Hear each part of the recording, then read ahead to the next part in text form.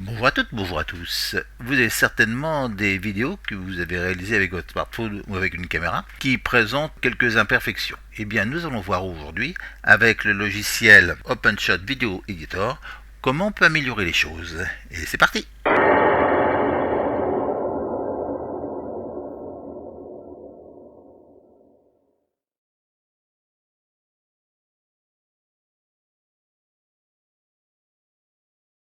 Notre objectif général aujourd'hui est donc de monter un film avec OpenShot Video Editor. Donc nous déclinons cet objectif général en plusieurs objectifs pédagogiques. Donc dans un premier temps, nous découperons une vidéo, c'est-à-dire scinder en plusieurs parties une vidéo existante. Nous insérerons un titre ou une image dans notre montage et nous ajouterons une bande musique, une bande son. Et une fois que nous aurons fait tout ça, nous exporterons nos projets dans un format de vidéo commun. Et c'est parti!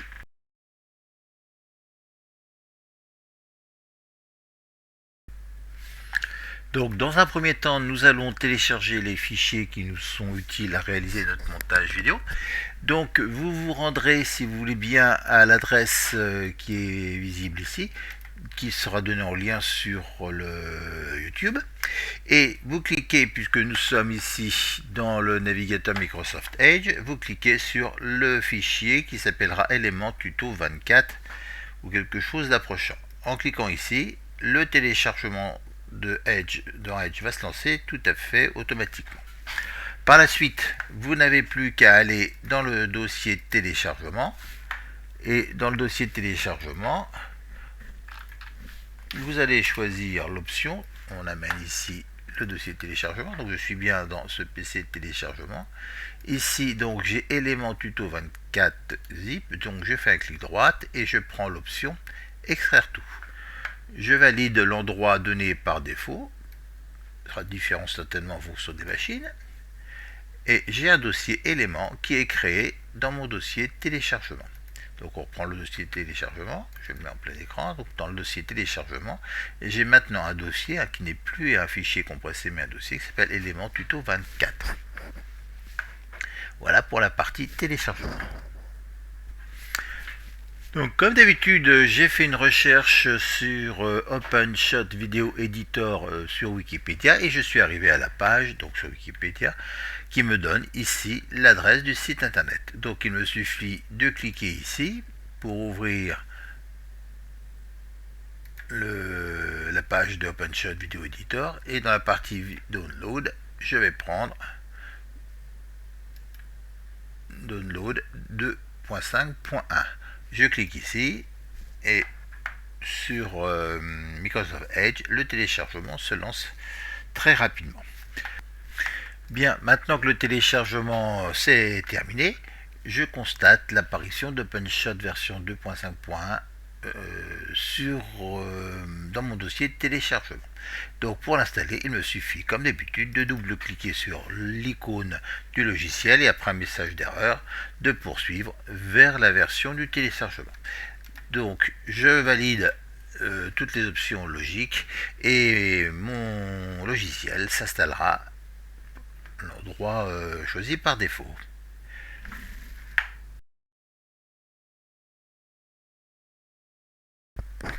Donc pour préparer mon montage vidéo, je dois d'abord créer un dossier de travail. Donc je fais un clic droit sur mon bureau, nouveau dossier. Ce dossier, je vais l'appeler montage. Donc je tape les lettres MONTAGE et voilà mon dossier montage qui est prêt. Sur la partie droite de l'écran, j'ai choisi d'utiliser l'explorateur de fichiers et d'aller voir ce qu'il y avait dans le dossier de téléchargement. Donc je suis bien dans téléchargement. Et j'ai ici le dossier élément tuto 24 que j'ai décompressé après l'avoir téléchargé. Donc ici, je vais prendre le dossier élément et je le fais glisser dans montage. Donc vous voyez maintenant que mon dossier montage comporte un autre dossier élément et c'est là-dedans qu'on va trouver les images qui nous seront nécessaires à réaliser notre montage vidéo. Donc à ce niveau-là de ce tutoriel, vous devez avoir lancé le logiciel OpenShot Video Editor, où c'est lancé après la phase d'installation, et nous avons ici plusieurs fenêtres qui vont nous permettre de réaliser notre travail. Je vous recommande de fermer la fenêtre propriété, nous n'en avons pas besoin pour le moment. Alors, donc dans les fenêtres qui nous restent, nous allons avoir, et c'est le plus important, la timeline, donc ligne de temps, sur laquelle nous allons voir un certain nombre de pistes et nous allons déposer les vidéos, les images, les musiques, bandes son de notre projet. Nous allons avoir ici sur la partie droite l'aperçu de la vidéo avec les boutons assez habituels de lecture et de retour arrière plus ou moins rapide. Et sur la partie gauche, nous avons deux autres fenêtres. Une fenêtre effet, donc qui va s'associer avec un onglet ici à des transitions. Donc l'effet, on ajoute un effet sur la vidéo qui est diffusée, et la transition, c'est plutôt un élément entre deux vidéos différentes. Et nous avons ici tous les fichiers du projet. Donc pour le moment, nous n'avons aucun fichier dans le projet. Donc l'opération va consister à aller chercher des fichiers que nous allons glisser dans notre projet. Donc en cliquant sur le plus qui se trouve ici, nous allons importer les fichiers. Et vous vous souvenez que sur le bureau, nous avons créé notre dossier projet qui s'appelle montage. Et dans éléments, eh bien, nous allons sélectionner tous les fichiers qui s'y trouvent, une image, une bande son et un fichier vidéo. Et nous cliquons sur ouvrir. Voyez que dans la partie ici des fichiers du projet, où il n'y avait rien précédemment, on a maintenant une vidéo MP4, musique MP3 et une image. Pour en terminer avec cette présentation rapide, nous pouvons aussi insérer des titres qui se font par le menu titre qui se trouve ici.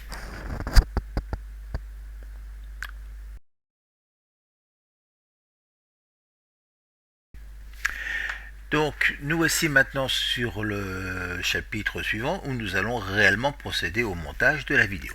Donc nous avons importé différents fichiers et on va donc enregistrer notre projet. Donc en choisissant le menu fichier, enregistrer le projet sous, et nous allons donc l'enregistrer sur le bureau dans le dossier montage. On va l'appeler vidéo.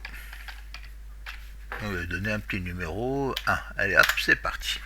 Donc vous voyez que vidéo 1 apparaît ici. Les réglages qui sont ici, si vous ne les avez pas, vous pouvez choisir un profil, et en faisant varier ici, je vous recommande évidemment de prendre le profil 1920-1080. Si c'est pas le choix par défaut, c'est celui qui va bien. Voilà. Nous allons travailler d'abord sur notre film, puisqu'il présente un défaut. Alors, le principe va consister à prendre ici un élément, à le faire glisser sur une piste. Je vous propose de le mettre sur la piste 3. Vous voyez que la vidéo qui était en ressources se retrouve évidemment visible ici. Donc je vous rappelle qu'il y a ici un petit bouton lecture qui nous permet de voir cette vidéo. Vous vous souvenez que là on a un petit défaut. Donc c'est ce défaut que nous allons gommer. Alors on revient ici sur la partie maintenant de la timeline. Donc vous voyez que si je place mon pointeur ici sur le point bleu et que je le fais glisser de la gauche vers la droite, eh bien je fais aussi progresser ma diffusion d'image sur la fenêtre l'aperçu. Alors, première opération. Donc on va être un peu grossier, on pourrait être un peu plus fin. Donc jusqu'ici l'image est tout à fait satisfaisante, ce n'est que dans quelques instants, donc on est à la 2e seconde et 11e et 11 centième, que les défauts vont apparaître. Donc c'est cette partie-là qu'il faudra couper. Alors, avant de procéder au découpage, je vous recommande d'appeler la piste 3 par un petit clic droite et de la renommer. On va appeler cette piste 3 non pas la piste 3, on va appeler ça la piste vidéo, puisque c'est là que nous placerons nos images vidéo.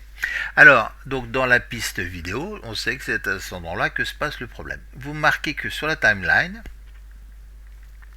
j'ai un outil de découpe. Donc il n'est pas actif, je vais cliquer dessus pour le rendre actif. À partir du moment où je le rends actif, vous voyez que quand je m'approche de la vidéo, eh bien, je vais matérialiser ici l'endroit de découpe. Mais j'ai une vision assez limitée, vous voyez, c'est un peu difficile de voir ce que je suis en train de placer le point de découpe.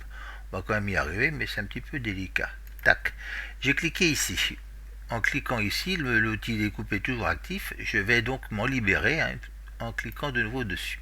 Et vous voyez qu'en ayant cliqué ici, eh bien j'ai dissocié ma vidéo en plusieurs parties. Une première de quelques secondes et une deuxième un peu plus longue.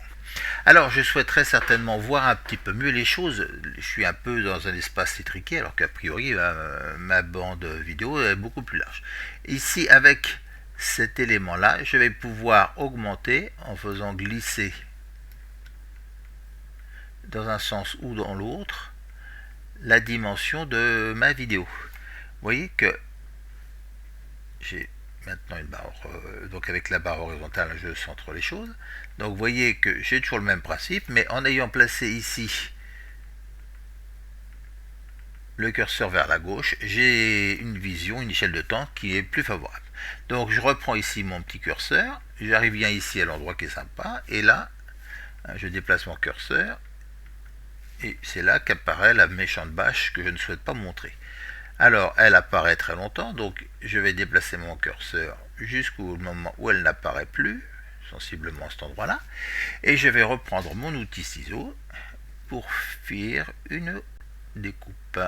Je fais la découpe, vous voyez qu'instantanément j'ai une, deux et la troisième partie qui vient d'apparaître. Donc on est bien d'accord, c'est sur cette partie que se trouve la bâche que je ne souhaite pas montrer. C'est la partie que je vais donc couper. Pour la couper, c'est très simple. Je clique gauche sur la partie centrale et j'appuie sur la touche Sup de mon clavier. Donc toute la partie qui était laide a disparu. Je vais donc rapprocher la troisième partie, ce qui était la troisième partie de la première. Donc je clique dessus, vous voyez que c'est en rouge, et en faisant bouger ma souris, je vais l'approcher. Du premier élément de ma vidéo. Voilà pour les premiers éléments du découpage d'une vidéo. Eh bien, nous allons maintenant insérer un titre sur notre vidéo. Alors, je positionne ma tête de lecture à gauche, tout au début, et je vais donc maintenant aller dans titre, et je vais choisir le premier titre. Alors, je vais ici appeler cette partie-là mon premier montage de la ligne 1. La deuxième ligne, je ferai de la même façon. Donc en fait, dans ce choix-là, j'ai une forme d'image inversée qui apparaît ici et ici qui est un peu plus discrète. Voilà, donc j'enregistre mon titre. Alors mon titre est maintenant dans la partie image ou dans la partie afficher tout. Je peux le retrouver ici. Et comme c'est traité comme une image, je le retrouve ici où il y a deux images. Donc on va dans afficher tout, il n'y en a pas tant que ça pour le moment. Donc je fais descendre l'ascenseur vertical et je vais choisir le titre fichier 1 que je positionne ici. Donc vous voyez, en le positionnant là qu'il apparaît ici, je trouve que c'est pas forcément très joli de l'avoir en surimpression. Notez que s'il était à cet endroit là, vous voyez, vous trouvez la logique de calque, donc la position sur la piste influe sur le travail final. Donc on va le positionner en version haute. De la même façon, piste 4 n'est pas très explicite, donc je vais renommer cette piste en appelant cette piste la piste des titres. Voilà qui est fait.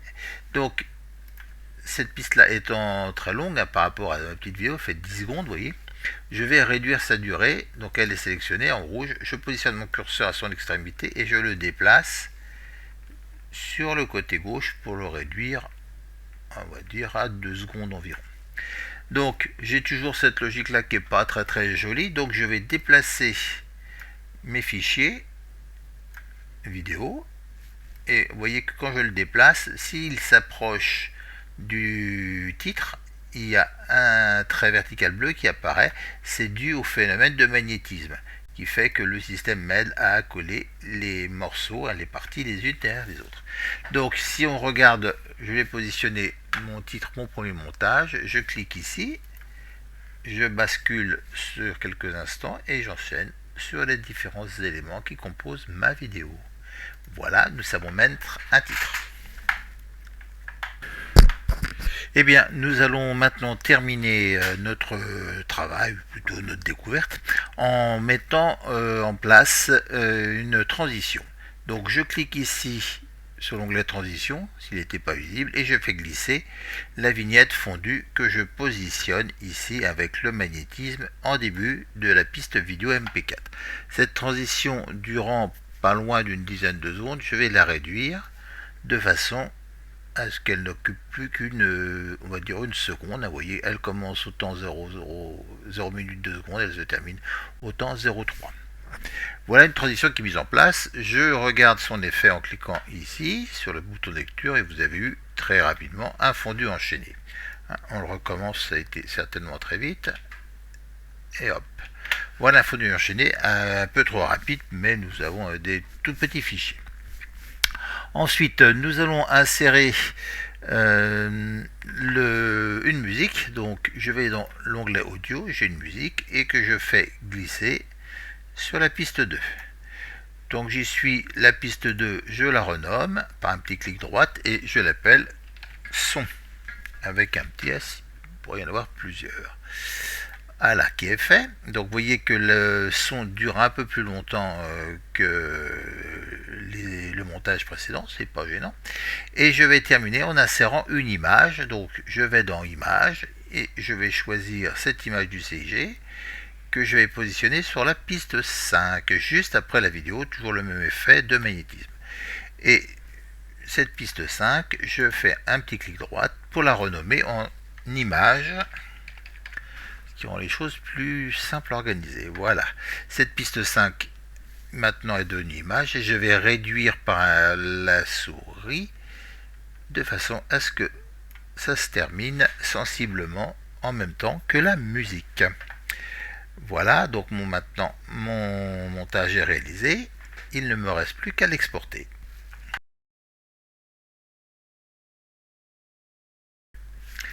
Et donc pour en terminer, nous allons cliquer sur le petit bouton rouge qui se trouve ici et nous avons les options qui vont nous permettre de faire notre export.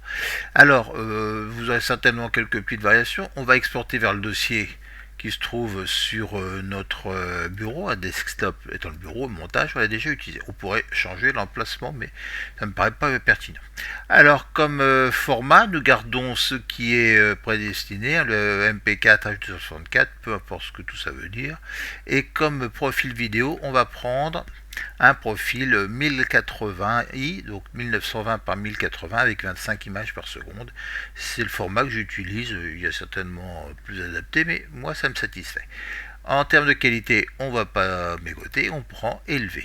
Il suffit maintenant d'exporter la vidéo.